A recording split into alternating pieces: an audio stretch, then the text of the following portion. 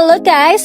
Hello, another yummy food. So today, ang pagkain natin is chicken steak plus papaya. So binili nga lang ng kapatid ko yan sa labas, pero don't worry kasi niluto yan sa harap niya. And the secret is salt and pepper lang. Ulan nga dito sa Cambodia. So after work, hindi ko alam kung kami ay mag-jogging malapit sa dagat or mag-jogging na lang diretso sa kama.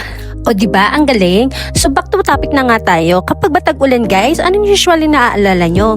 Kasi ako, kapag umuulan, naalala ko nung bata pa ako, Lucky Me is the key. Yung Lucky Me VIP, tapos binitak-bitak na yung itlog, yung parang in-scramble, tapos dadamihan ng maraming tubig. Ganun kasi yung ginagawa ng ina namin para busog-lusog kami at kasya para sa lahat. Tapos dagdagan mo pa ng tag 5 piso ata nun na tuyo, yung parang galunggong na maliit. O diba, napakasimple lang ang buhay noon pero masaya na kahit ganun lang yung mga ulam natin noon.